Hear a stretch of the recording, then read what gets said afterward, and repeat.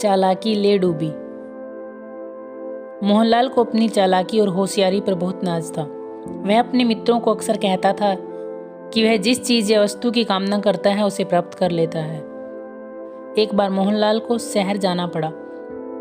वह घर से स्टेशन पहुंचा। गाड़ी आने में अभी देरी थी, सो वह प्रतीक्षालय में गया, पर वहां पर भी कुर्सी खाली नहीं थी।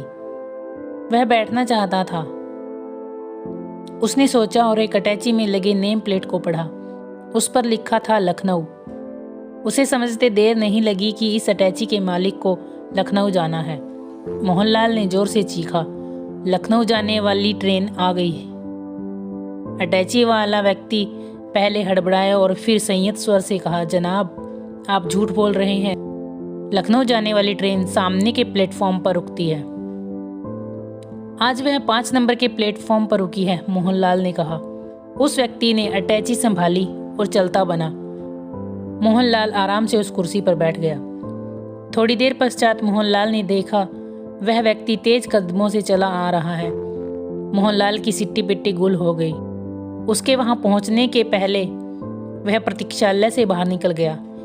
इस बीच मोहनलाल की ट्रेन आ गई और लपक कर ट्रेन में सवार हुआ। डिब्बे में काफी भीड़ थी। वह बैठना चाहता था, पर एक भी सीट खाली नहीं थी। मोहनलाल ने एक सीट के पास खड़ा होकर रोनी सूरत बनाकर सीट पर हाथ रखकर कराहने लगा। सीट पर बैठे व्यक्ति ने पूछा, क्या आपकी तबीयत ठीक नहीं है? जी, मैं बीमार हूँ, शहर इलाज के लिए जा रहा हूँ, मोहनलाल रुआंसा होकर बोला। वह व्यक्ति सीट से उठकर खड़ा हो गया और वहां मोहनलाल को बैठा दिया। मोहनलाल ने उस यात्री को धन्यवाद कहकर आराम से बैठ गया।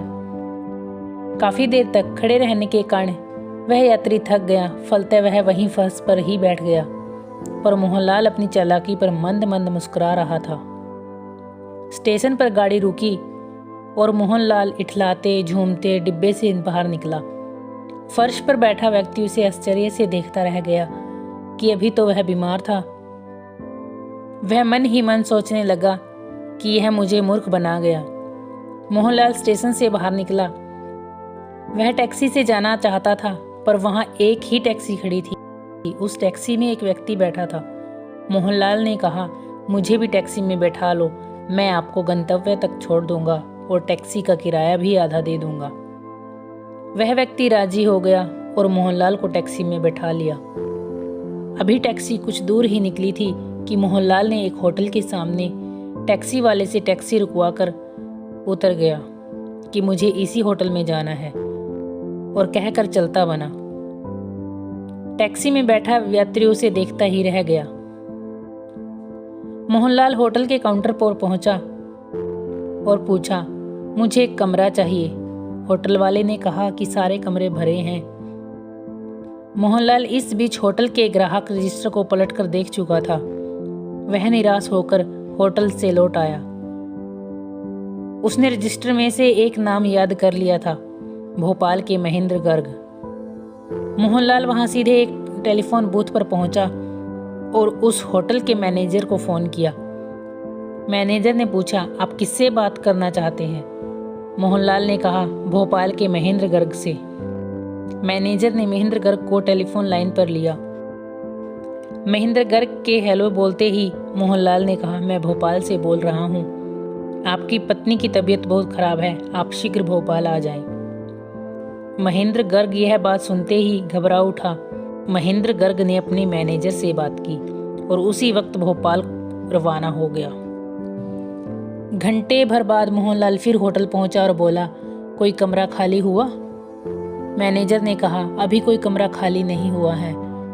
मोहनलाल ने फिर से कहा, मैंने होटल से एक व्यक्ति को अटैची ले जाते हुए देखा था। हाँ, उसकी पत्नी बीमार है, वह उसे लाने गया है, यही उसका इलाज करवाएगा, अतः उसने कमरा खाली नहीं किया है, मैनेजर ने मोहनलाल को कहा। मोहनलाल अपना सिर पीट कर रह गया। अब उसे समझ में नहीं आ रहा था कि अब कौन सी तरकीब लगाए। काफी सोच विचार के बाद उसके मस्तिष्क में एक और तरकीब कुलांचे मारने लगी। मोहनलाल ने मैनेजर से कहा, ऐसा है, वह तो कल ही भोपाल से लौटेगा, इस बीच वह कमरा मुझे दे दीजिए और उसने 200 रुपये मैनेजर को थमा दिए। मैनेजर ने क्षण भर सोचा, फिर बोला, ठीक है, मैं वह कमरा आपको दे देता हूँ, पर आपको उस कमरे में महेंद्र गर्ग के नाम से ही रहना होगा। मोहनलाल मान गया और मैनेजर से चाबी लेकर कमरे में चला गया। आधे घंटे बाद किसी ने दरवाजे को खटखटाया। मोहनलाल ने दरवाज़ा खोला। सामने पुलिस को देखकर उसके होश उड़ गए। पुलिस ने कहा, मुझे इस कमरे की तलाशी लेनी है। पर क्यों? अभी बताता हूँ। पुलिस कमरे की तलाशी लेने लगी। बाथरूम का दरवाज़ा खुलते ही मोहनलाल के मुंह से चीख निकल गई। वहाँ एक युवती की लाश थी। पुलिस ने हत्या के जुर्म में मोहनलाल उर्फ महेंद्र गर्ग को गिरफ्तार कर लिया।